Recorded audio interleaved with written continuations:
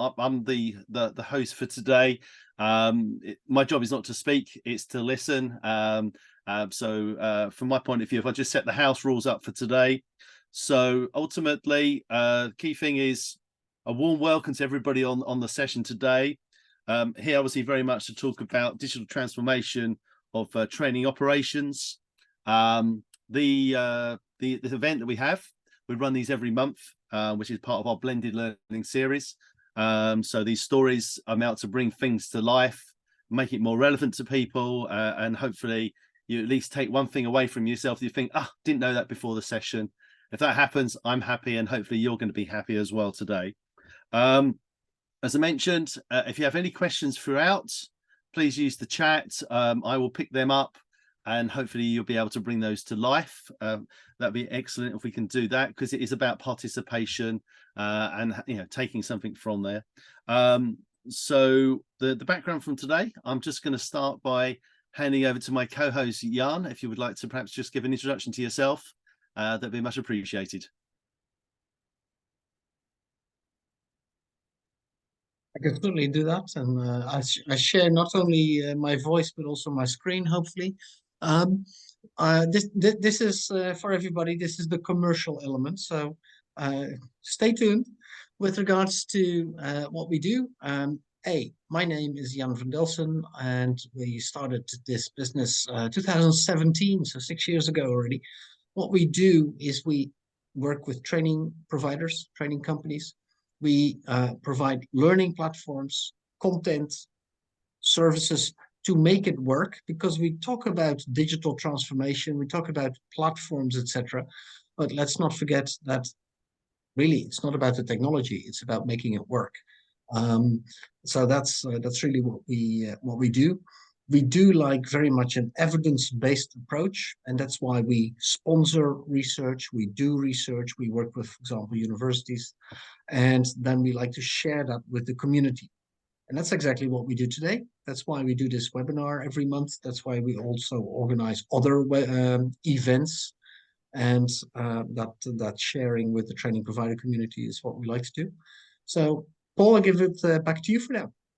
Thank you, Jan, for that very short introduction. So thank you very much for that. And I suppose really for me, what's really key, and I've just admitted everybody else that was still in the waiting room just to join as well. So thank you everybody for that. So from my point of view, I would obviously like to introduce our guest speaker today from Frontline, obviously, is Luke Corrie. Before Luke obviously goes into his story in some respects, I think it's really important to actually note as well that their business, through the work that they've been doing, has actually been shortlisted most recently for the Learning Technologies Award that will be formally announced in obviously the latter part of this year for best use of blended learning in the category of public sector category. So I think congratulations on that work, Luke. But now you've piqued my interest, and hopefully everybody else's. So perhaps I could ask you to provide a little bit of an introduction to yourself, and perhaps some of the inspiration perhaps behind Frontline Communications, and perhaps some of the work that you've been doing with healthcare professionals. So Luke, over to you, please. Hi, my name's Luke Corrie. I am the COO and I guess the CTO of a small training company called Frontline Communications. We provide communication skills training. And initially, what we provided that for was for higher band experienced doctors and nurses within the healthcare industry here in the UK. And initially, the company provided face-to-face only training, and that's its history for around 17 years until COVID hit. Yep. And we were forced to rethink the whole model, and with a little bit of trial and error and quite a lot of thought and development, we have created something that has really skyrocketed since. Good. That's very interesting, Luke. Did you from the get-go? So COVID hits, you need to go online. need to do some. Did you immediately there have a vision of blended, or did that develop, let's say, over the years or months after? I think at that point we'd heard the term but didn't really know what it meant. So we very quickly did a bit of research, and that was actually quite key. So one of the key things was this concept of blended learning. What is it? What did it mean? And was it relevant to us? And we immediately saw that we weren't going to reproduce our training online with just one fix. We needed to create something that that was a mixture, and exactly what that meant we weren't sure initially. We had to brainstorm and dissect the course that we were delivering and what was impactful about the course face to face, and try to then you know, like farm that out to different bits of technology and work out how we're going to deliver that. And when we talk about the technology, you know, what were those sort of should we say those floating parts that you put together, you know, from a tool base, Luke? So the course was a face-to-face course. It was 2 days online intensive training. It was actually the result of some clinical trialing of this training 20 years ago by the UK government and the NHS, and it was very well defined. 10 people only on a course maximum, 2 facilitators, 2 role play actors. Those units would break out, so effectively you've got 5 people breaking out into breakout rooms, or two physical rooms, with a facilitator and actor doing the role plays and bringing everyone together at different parts of the day, of the 2 days. In there was a bunch of communication skill models, and then each person brought their own unique experience, their own role play, a genuine real thing that happened, and they would reenact that and use that as part of their learning. So we had to break that down, and a relatively simple change was to take the content, the models and the learning, and put that into e-learning, right? So that was to get that out of the 2-day event, move that forward. We thought that was beneficial. We thought that would give people more time to get to know the models, and maybe even get to reflect on those models. And we very quickly decided to make that all video-based learning, because it was a mixture of information, but we also provide videos with scenarios and enacted scenarios to highlight those skills in use. So the e-learning is mostly videos with some questions as well. And then the next part was, well, the next part we thought would just be the workshop. There we go. We'll do some e-learning, and we'll do some. We'll put the rest of the workshop. So we retrained all our staff to do our program online. We had a bunch of actors and a bunch of facilitators. We had them working 3 times a week during COVID, all online, all on Zoom. And we effectively modeled it over and over and over and over and over again until we felt we could deliver the course online. You know, obviously we didn't even know what a breakout room was on Zoom. A very handy piece of kit, and was necessary for us, because we obviously had to try and mimic what was happening.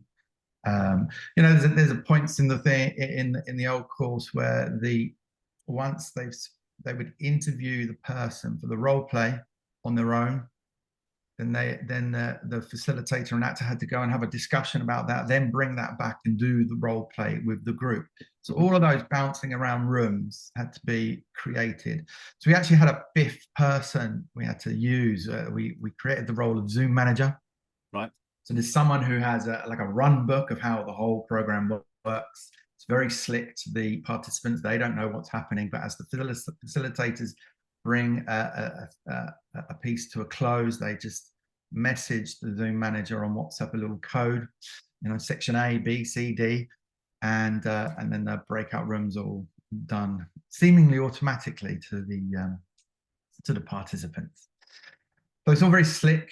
We rehearsed that and got that down pat. But the interesting part, I think the surprise part for us, was the third piece, the piece in the middle, which is our one-to-one coaching session. So we give the e-learning platform 1 month, 4 weeks prior to the 2-day workshop. So they've got a month to go through what is roughly 2 to 3 hours of material. It's not a huge amount, it's not a huge burden. They can do that. And throughout all of that video learning, each one is 5 to 10 minutes long. They're in blocks of 2 or 3 for each section of the learning. And at the end of each section, we ask people to go away and reflect in practice. Yeah, so we actually want them to go and trial those skills out and bring that reflection to the event. But 7 days prior to the workshop, we have a one-to-one meeting, and there's a bit in the e-learning that prepares them for that meeting. And it's solely about the one-to-one and what do they need to think about, what are the questions we want to know. They have to fill in a form, and then they have that one-to-one. Now, one of the reasons why we did that one-to-one session was because it got people over the hump of using Zoom for the first time. And back in COVID, a lot of people using Zoom for the first time. And obviously bringing them to a 2-day event and waiting over an hour for people to turn up was not really working. So we had the one-to-one that gets people over that hump. It was a technical reason for doing that. But the other reason, the main reason, was that it actually allowed people to discuss the problem, discuss their role play, get over the fear of doing role play. And we have some of the best feedback we get about that one-to-one interview. Yeah. So it's a 3-part blended learning as we sell it: e-learning, one-to-one coaching, and a 2-day online course. I have a question about you talked about Zoom. We're on Zoom here right now. What was Zoom because we're talking about digital today, right? So digital transformation means lots of use of tools as well, aside from people quite often focus on platform, and that's one thing, but it's also all the other tools you use to create stuff. Is Zoom, was that a particular reason because your market already uses it, or because you thought it was the better one, or from all the choices? I think at the time there was a couple of factors. There was its technology was just a little bit more advanced in terms of it had breakout rooms and things like that. We also, I think at the time they were offering deals because the whole world was turning to Zoom. And that made it a little bit easier. I mean, a lot of our clients use Teams internally, but that's not necessarily means that it's a more easier or practical solution to offer Teams externally to those clients. So that was really the choice for us, Zoom or Teams. And I think a quick review of functionality at the time compared to what we knew we needed to do, especially around the breakout rooms, how we wanted it to look slick. I think Zoom just came out on top at the time. I mean, things have changed since then, Jan, and it would be relatively easy for us to switch, I would have thought. But given the amount we pay for licenses with Zoom nowadays, I think, that might be up for review at some point soon. What is the other tools? You talked about video. So is video, does that require a particular tool to make that, or is that very easily to do on your at home? So so part of our companies, we have 3 strands really to our company. We have the training company, we have an agency for the actors. So we actually kind of offer the actors to other companies that might be doing similar training but on different subjects. And then we also have a film production company where we shoot footage for the same clients, really. So we're quite well suited and used to producing videos. However, right at that time, there was no film crews going out to making films. So virtually everything was shot on Zoom. Now, it was interesting because some of the training we were having to give were things like how to give bad news over a phone call or over Zoom. So shooting, with a dual screen Zoom and actually having a doctor on one side and an actor playing a patient on the other was quite beneficial. Now we're updating, we're spending the money and updating and quite a lot of our footage to get away from the look and the feel of the Zoom these days. But we're keeping some of it. Some of it is still useful because it's still relevant. Okay, all right. That's interesting to hear, by the way, because for our regular visitors to this webinar, I don't know if anybody is here that heard about when we had the people from Elevana on this call, on this webinar. They were also talking about we have a video production company. So now my interest is piqued. You're the second one saying this, Luke. Are other training businesses generally having their own video production or other production in-house? I'd like to open this up to the room, just out of curiosity. Is there anybody who wants to say something about that? Do you have video? Do you create video internally? Or do you maybe outsource it? How does this work? Anybody? I always ask questions that nobody else wants to answer. Well, I can say that we don't use video. I am desperate to use video. The cost of outsourcing it is prohibitive, and trying to talk all the wonderful facilitators into actually, they don't mind delivering online, but oh my God, making a video when, oh no, too scary. So huge issue. It's one I hope to solve. So if anybody's doing it, please tell me. Yeah. Joe, can I just ask a question as well? Do you think in the world of training and your facilitators, they feel that have to do everything perfect? I'd just be interested. Sometimes that's the anxiety that people get, that if it's going into a course and it's a video and it's using training and I'm portraying myself, I have to be perfect. So it's that how do I get it perfect every time type of thing? Or is it the fact that actually what we do want is the actual video to be more situational sort of bias and a little bit more authentic as well? I just wonder if there's a balance to be played out there as well in people's build up anxieties. What do you think to that, Joe? I think there probably is an issue around it being perfect. Some have an inbuilt resistance to them being recorded and it being there for all time. They're fine to stand up in front of a room or to do something live online, but having it recorded, no, it's just scary. And I've tried lots of different things to help them break down the barriers, but it's not.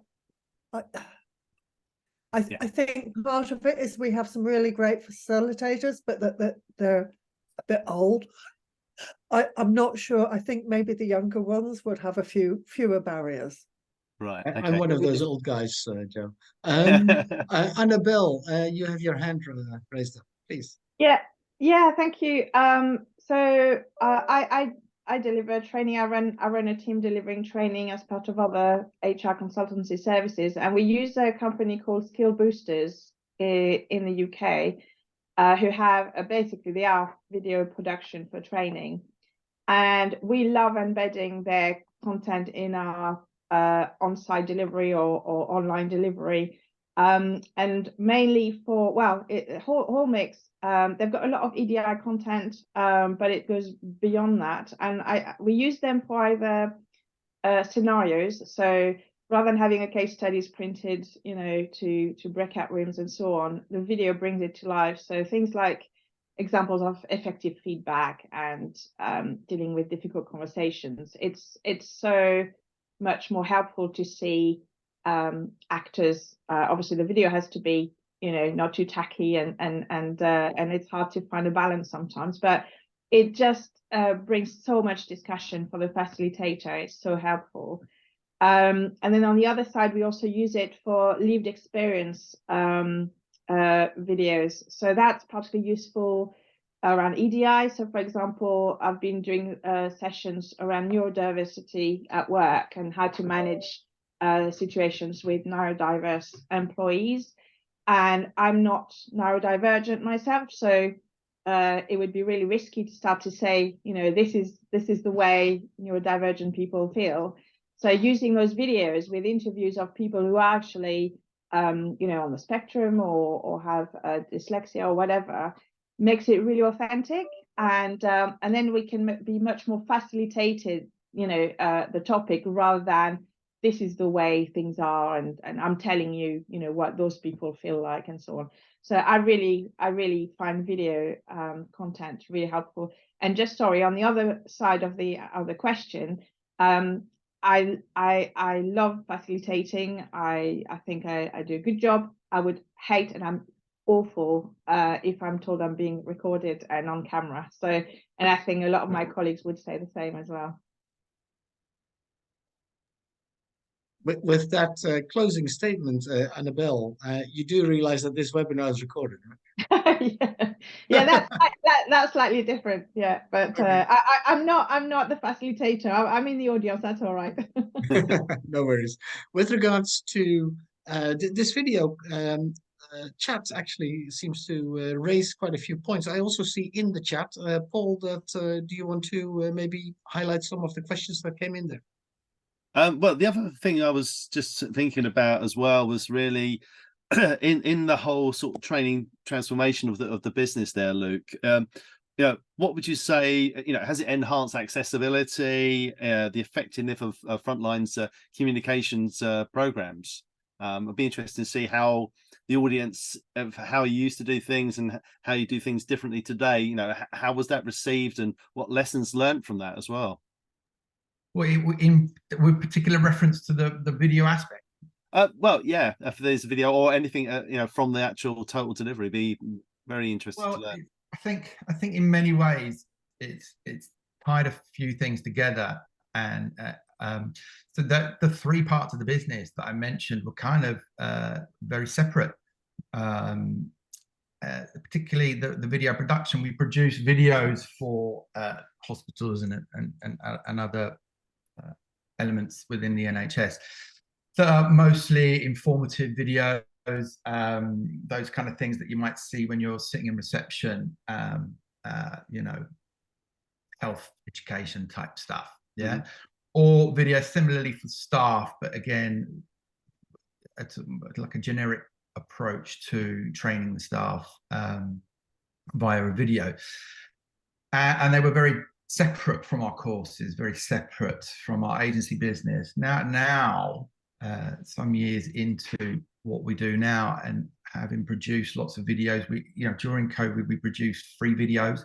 We put a load of stuff online to help people with breaking bad news. Some of the basic stuff went up for free, and now we've got people asking us to make video courses for their own courses. So we're not designing the courses. They have courses, we've got facilitators, and they're coming to us to supplement that with video e-learning. They know we've got the platform, and they know that we can produce videos quite easily and quickly. We have a library. When it comes to communication skills, we can kind of curate a video from our existing footage almost. So it doesn't take as much to produce so much now. So that all of those elements have tied in, even with our agency clients, where they just hire actors. You know, I had to adapt one of our booking systems recently because agency would never buy e-learning as well, right? Well, now they are. So I've had to adapt my booking system to cater for those scenarios. So video has kind of become very integral to what we deliver and how we deliver it. That's interesting as well. I see it in the chat. There is a question from Richard Smelts. How much change, Luke, did you have to make to your original training material to make it work digitally? Now, you'd already talked about it wasn't really one-on-one transformation, but could you say a bit about that? Yeah, so in terms of the material the course, the content of the course. What used to happen was people would turn up cold for a 2-day session, 2 long days, learn a whole bunch of material, and then have to use those new skills that they just learned in a role play and watch at least 4 other people do the same thing in 2 separate groups, and then come together and review the whole thing. Well, so we're taking that material out and producing slides and videos on that subject was relatively straightforward for us, because we had that skill set in-house. We had the actors and we had the facilitators, so that we could quickly produce scenarios. And taking the materials out, you know, it was almost like a life. I mean, we reproduced all our slides and stuff at the time, but it wasn't a huge amount of material. There was so much room that freed up that we actually added a couple more very popular, more modern communication skill models to what was a very established set of training models. So we added more to it without really adding any pressure to the learning experience at all. We're pretty sure it enhanced it. So, you know, the effort, I mean, it's hard to quantify the effort in a way, because we were doing it, everyone was at home, and we were kind of slightly winging it at the time. But apart from overcoming the slight challenge of producing combined videos, scripting videos, and then re-recording them on Zoom, which was a little bit of a technique you had to learn, actually transposing all the materials and putting them into the e-learning in a concise way was actually relatively straightforward, I would say. Not too costly at all. Yeah. What's the return on investment being? Well, so that's a good question, and I would say, I mean, it is very difficult to pin that one down. But let's say that the company at the time took a COVID loan because, hey, they were going and they were cheap. So we took one of those, and that effectively helped the time that it took to train people and to research the technological ideas and get us to the piloting stage. And then from pilot onwards, we had we did in the last quarter of that year what we did the previous year in terms of business from our pilot. Yeah. And we currently are doing, just for that course, I think it's a magnitude of 3.5 times the volume on that. But the magic is also the fact that we then decided to expand our offering, and we don't just offer a 2-day course with all the trimmings. We were able to take that and expand it to lower bands and offer a 1-day course and a half-day course and a 90-minute course, using very much the same technologies across the board. And those have also seen a, it's hard to quantify, maybe a 10-fold in delivery. It will take the 1-day course as our main expander in that, and then we went from something like 4 to 40 in 2 years. That's great. Scalability is one, lowering cost is one. For those people on the call that are interested on some of the other metrics, we've done some. I talked about research earlier. We've done some research on blended learning adoption among training providers in the UK, and there's some nice benchmarks from that, and very much echoes, Luke, what you've said about the scalability, 10-fold number of people, but also how people have been able to differently train with more, I'd like to say, fun for the instructor, if that's a word, for where you get more of the contextualized questions. We've seen another trainer who said, I'm training the exact amount of people that I trained the last few years, but now I take 3 months in the year off and I go hiking. So I guess it depends what kind of metric you find important. I'd like to bring Thijs in this conversation. Thijs, you're from the Netherlands, Rotterdam, sorry, not just the Netherlands, with regards to other examples that you see, other training organizations that you see do this, the blended, how it impacts profit maybe, but also, well, we're now talking about the UK. You must have seen this globally. Is that true? Yes, it's true. And thanks for giving me the stage for a bit. I was actually just looking for the raise your hand button because I wanted to reply to what Luke said, or I have a question for Luke before I will answer your question, Jan. So you just shared with us, Luke, that you were triggered by COVID to move to online and to start doing all the things you just described you were doing. The ROI is great, and so COVID is no longer here, but now the ROI is here, and you're still doing it.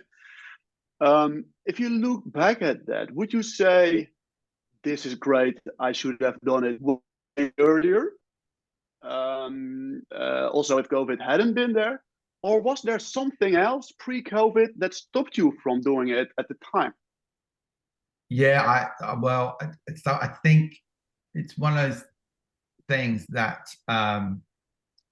I wouldn't say it's both sides of the table it happened on. Yeah, so yeah, for us as a business, we could easily say, oh, we should have done this earlier. Yeah. But you know, we still have clients that are insistent on doing the face-to-face learning. They are fewer and fewer and fewer, and we even do the blended learning. So we did the e-learning, the coaching, and then we just, instead of delivering the Zoom online, we do face-to-face. We send our facilitators and actors to the location as we used to do. And the only reason for that is the perception from the booking company that it's better. Mm-hmm. That's it. Yeah. And I think back then, you know, if I be honest with you, if I look at my own experience and I compared going to a face-to-face course or an online course, I would have chosen face-to-face every time. So as a customer and a provider, I think they were both forced to look differently, and it's the experience of having been through COVID, and you know, most of the planet got to use Zoom at one point or another or something like it. That's what made the difference. So yeah, I don't know. Going earlier, it's a nice thought that you could have done, but I'm not sure it would have worked as well as it's done. Yep. Yeah, I believe so. And that to come back to your question, Jan, which is also a reply to your reply, Luke. We see this worldwide indeed. Just for the people who don't know me, I represent aNewSpring here. We empower training providers to build learning journeys, basically, just to go short. And we are a big fan of blended. So I really love what you said, Luke, about the blend that you're making. With the one-on-one coaching, with still the face-to-face, and then also online. Sometimes people say, oh, aNewSpring, you promote online learning. No, we don't. We promote effective and efficient learning. And you can achieve that through online. And there's actually been quite some research out. One of them has been conducted by Will Thalheimer. For those of you who don't know him, you should definitely look him up. He's one of the learning rock stars. The blend works. So the answer to your question, Jan, is yes. And what we see worldwide is basically the same as what Luke just described. People were a bit hesitant. People were social animals who just would rather sit in a classroom with an instructor. But then they went online because of COVID, and they stayed online because of either the ROI or the experienced effectiveness of online learning. Also, I think we as an L&D industry went through a learning cycle ourselves, right? Before we had just some e-learning, which was a lot of times basically just a PowerPoint put online. And we went to all the nice blends with Zoom, with some AI now, with some other nice tools that can serve you. So I think we've gotten better as trend creators ourselves. Yeah. Mm-hmm. Luke, I have a question for you, actually. So obviously, Thijs used the phrase "go early or not" type of thing. But from the experiences that you've learned over the last sort of 3+ years, obviously on this sort of journey yourselves, for everybody else that's sitting in here, what one lesson that you've learned through that process would you like to think actually that was a really valuable piece of learning, good or bad, from that perspective, that you would like to perhaps share with other parts of the community today? Oh, well, I'm quite sure. You've only got 10 minutes. I think for us, we obviously we're kind of forced to think about it, but obviously people design things all the time, right? Yeah. And I think what we could see through the way that we developed it, and eventually, you know, especially after the pilots, and coming up with the third step and a few other bits and bobs, was that I think it's easy to make assumptions about what will be effective or what will work. You know, when it comes to designing something, a solution, a training in something. Oh yeah, you stick that on e-learning, that'll work. Put that in a video, that'll work, or whatever it is. Yeah. But I think if you're really looking at the results and really looking at the feedback you're getting, then I'd say you need to be open to tweaking that fast. You know, for us, the pilots were very good learning for us, and although they generated revenue, great revenue for that first quarter that we were running those pilots, we had this like ever-growing list of things we needed to change very urgently, to actually make it effective. And I think you know, because we were pushed to make the change, we were on edge. We were ready to then improve it straight away. I guess it could have been easy. It could have been complacent to say, oh well, we've designed it now. Let's stick with that. Yeah, but it's always evolving, isn't it? There's always some way that you can improve and make changes for the better. And from my perspective as well, you know, we obviously talk about impact. What would you say probably has been the biggest impact to your clients from this sort of different way of the new way of doing things? Well, so I think it's a multitude of things our clients love about all of this. So they so a lot of them still have facilitators themselves in-house. Yeah. Not necessarily enough to run that many courses internally, certainly not enough to run to offer to other companies within the NHS.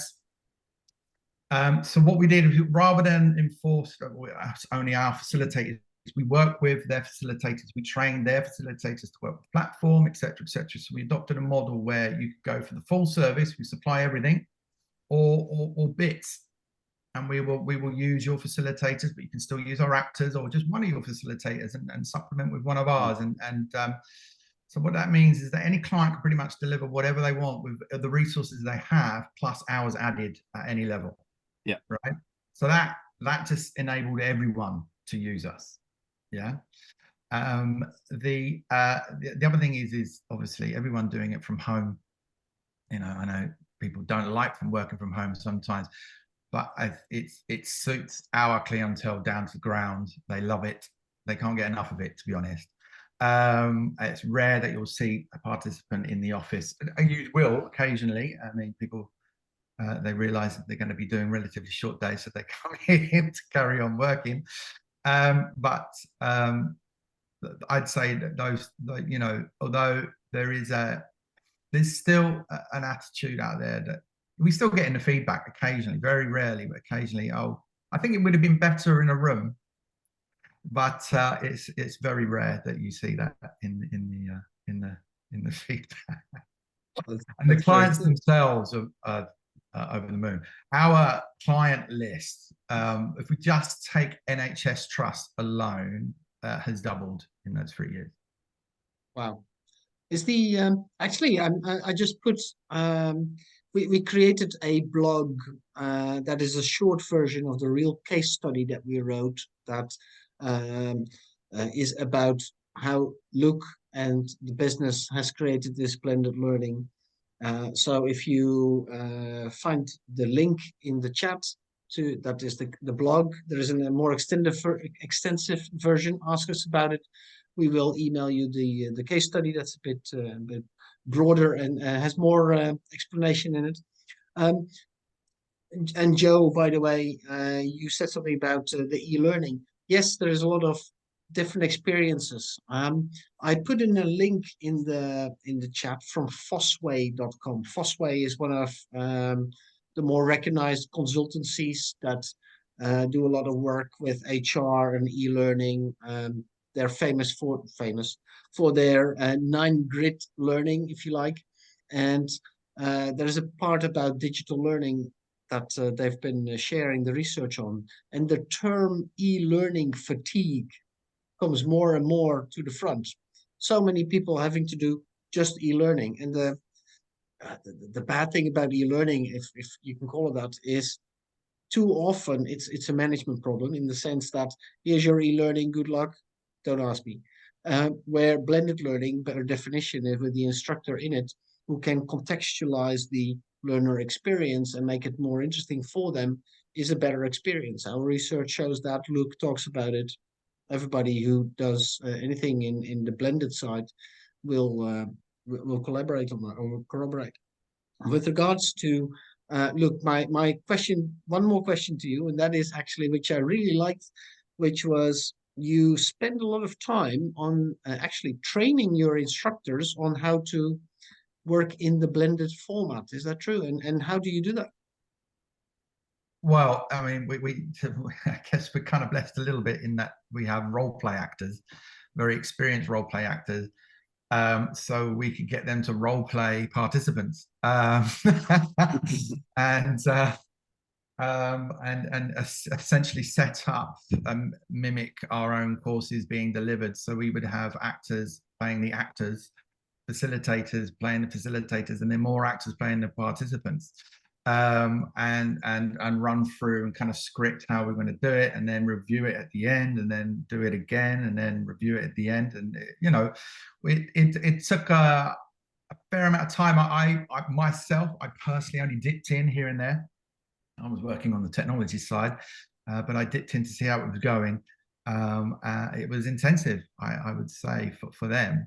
But I think it really prepared them. And I think something that Joe was saying about facilitators being uncomfortable being filmed, I think all of that might have moved some of our less technically able facilitators from one end of the scale right over to the other, through such an intensive set of training that I don't think they're ever scared of a camera ever again.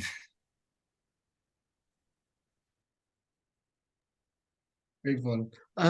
I'm looking at the chat a little bit more. Annabelle, yes, I think that being in the same physical space as somebody else makes the experience very immersive. And immersiveness is one of those things, together with emotion, that makes us learn, isn't it? Or that implements that. With regards to other feedback we get on that, Thijs, are you seeing that too, or is scalability a compromise with immersiveness? How does that work, Thijs? No, being in a classroom and have the immersiveness there is liked by everybody, and we see that across the globe. That's also why I also laughed a bit at what you said, e-learning fatigue. That was a level of recognition. We hear that a lot. Making the blend, basically, like everything Luke just described, is like a school example of how it should be done. You don't want to move from classroom to online. You don't want to sit behind your computer all by yourself all the time.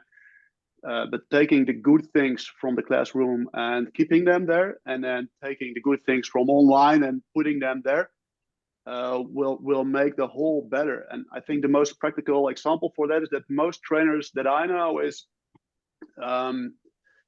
they love to share their experience and their real life stories and the applications of the theory. This is how you put it into practice. And when you take the theory out of the classroom and put it online, that will give your facilitator more time to do what they love so much, namely the things I just said, the examples and the practicing. And if you do it like that, I think that's the main reason why blended works so well, because you take the good parts from everything you have and then put it together to one new whole. Okay. Thank you. Thijs, Paul, Thijs, any closing words? I have. One is thank everybody for their participation. Secondly, I'm going to wish all the best from the industry on the 15th of November when the announcement is made about the best learning experience, should we say. And hopefully, Luke, and your business for the work you've done inside the NHS is basically recognised for your work. So I'm not going to give a round of applause, but I am. For what you've done, what you're using, the tools that you're using. I think it's inspirational. I support some of the first line responders and obviously the NHS and some of my other work that I've done previously. So it's brilliant. Annabelle, you just got a quick thumbs up. I'm just going to interrupt. What would you like to say? No, I'm saying I'm not raising my hand. I'm saying well done.